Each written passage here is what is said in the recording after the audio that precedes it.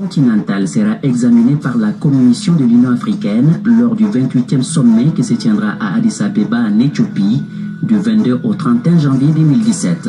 En attendant que sa réintégration soit validée ou non par un vote au sein de la Commission de l'Union africaine, le Maroc continue de mener son offensive diplomatique à travers le continent africain. Naïma Korchi, quel est le principal enjeu de cette réintégration du Maroc au sein de l'Union africaine? C'est la question du Sahara occidental?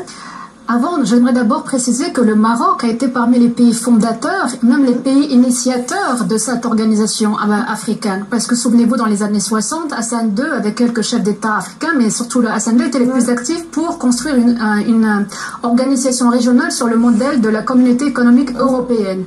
Et à l'époque aussi, cette nouvelle organisation avait fait comme principe de base le principe de l'intangibilité des frontières, parce que pour éviter des conflits. Alors qu'Hassan II n'était pas vraiment pour, en disant, parce qu'on a toujours le problème de deux villes au nord du Maroc, Ceuta et Melilla, qui ne sont pas encore récupérées, donc on ne voulait pas ce principe-là.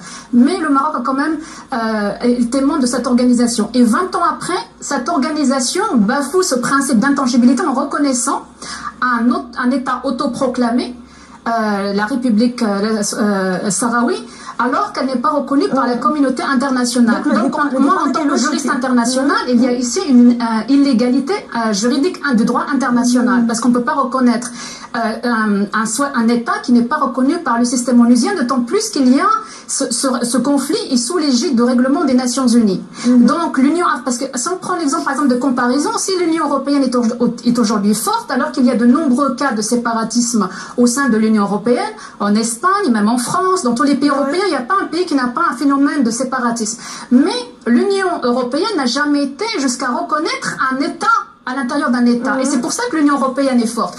Mais l'Union africaine, depuis 2002, en admettant son rang un mouvement séparatiste et en l'autoproclamant État, elle-même déjà se met dans l'illégalité internationale.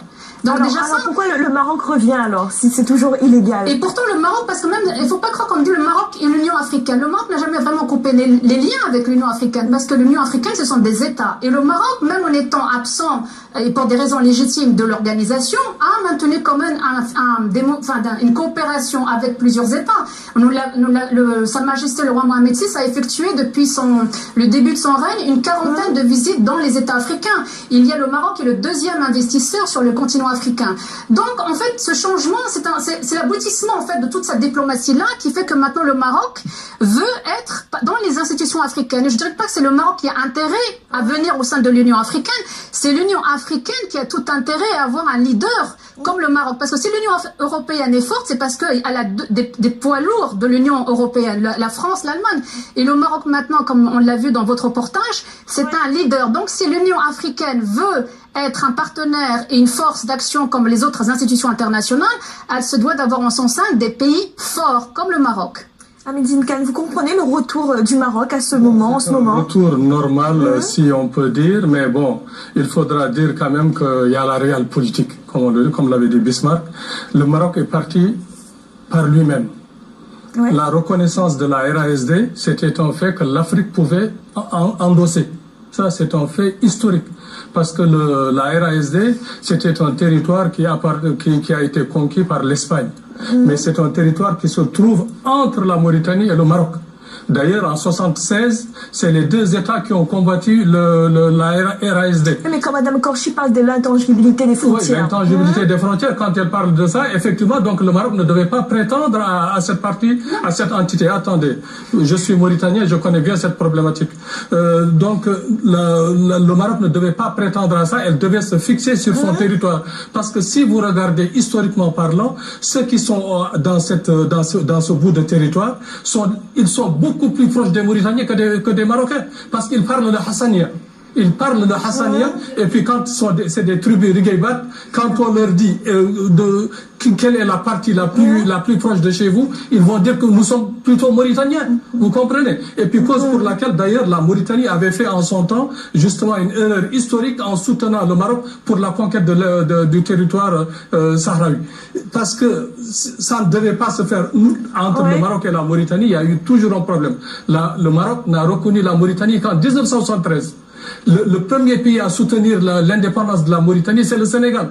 Et puis vous avez entendu ces jours derniers, qu'est-ce qu'a dit le secrétaire général de l'Istiqlal, le puissant parti marocain. Il a dit que la frontière marocaine ne s'arrête qu'à la rive du Sénégal. Qu'à la rive du Sénégal, vous comprenez? Alors que si vous voulez parler d'intangibilité des frontières, vous voulez avoir des relations économiques et plus diplomatiques avec toute l'Afrique. Il s'est excusé également. Oui, mais c'est un rebond, parce qu'ils n'ont reconnu la Mauritanie qu'en 73, le Maroc. On a reconnu la Mauritanie qu'en 73. Je me dois d'intervenir. Oui, le grand malheur, comme l'avait dit Hassan II du Maroc, c'est que nous avons eu plusieurs colonisateurs. On a eu la France, les Français sont partis en 56, et après les Espagnols ont refusé de quitter ce territoire parce qu'ils disaient c'était une terra nullius. Donc le Maroc a été même à l'initiative d'avoir été aux Nations Unies. Il y a eu l'avis de la Cour de justice d'octobre 75 qui disait qu'il y avait des liens de souveraineté entre les tribus qui sont dans cette région et le sultan du Maroc. Donc, et suite à ça, on a eu la marche verte et la récupération des provinces du Sud.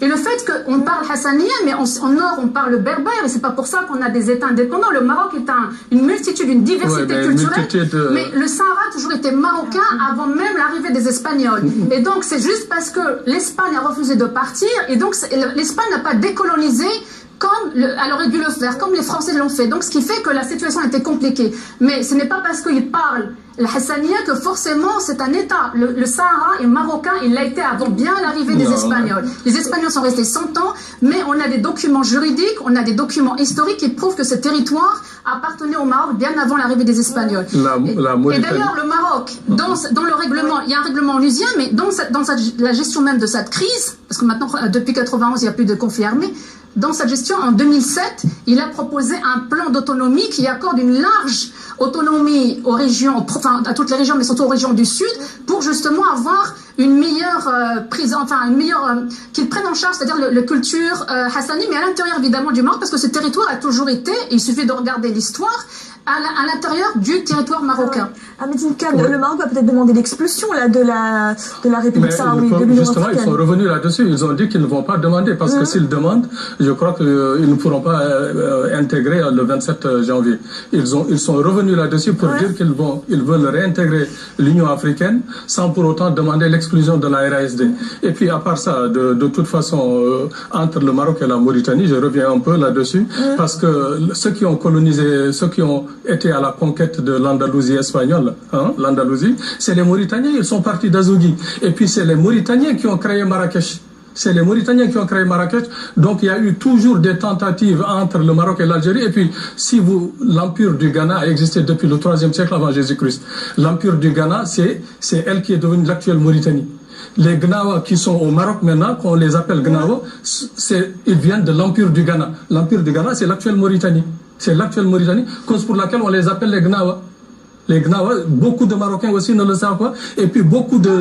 On le sait très bien, les racines africaines du Maroc. Voilà, mais donc ils viennent de la Mauritanie, les Gnawa viennent de la Mauritanie, de l'empire du Ghana. Le Maroc est africain, il y a justement plusieurs, notamment les Gnawa, mais les racines africaines sont présentes et sont séculaires.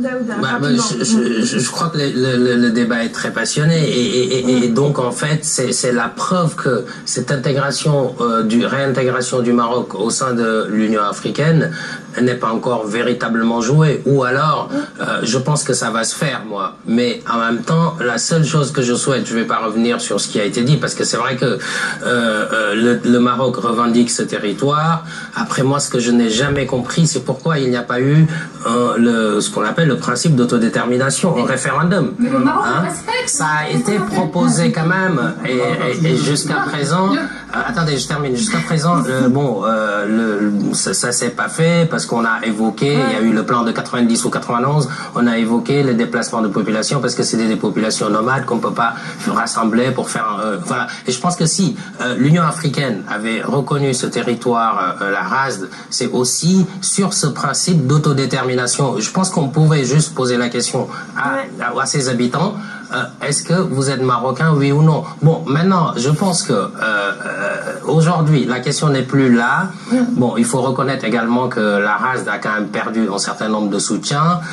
Maintenant, moi, ce que je souhaite la seule chose qui est importante aujourd'hui, c'est que la réintégration du Maroc au sein de l'Union africaine ne vienne pas jouer les troubles faits.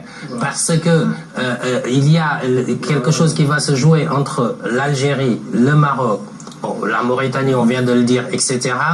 Je souhaite qu'aujourd'hui, on est dans une construction africaine qui avance véritablement. Jusque-là, sans le Maroc, il y aura une donnée nouvelle. Il ne faut pas que cette donnée nouvelle vienne saper les efforts de construction qui sont faits. Je pense que ce n'est pas le but du Maroc, mais il faudra y veiller. Alors, Naïma Kanché, un mot très rapide, s'il vous plaît. Vous savez, moi, sur ce dossier, je le connais très bien parce que j'ai été nommée, j'ai travaillé au sein des Nations Unies, au HCR, et j'étais à l'AION. Donc, j'ai suivi ce dossier pendant plusieurs années.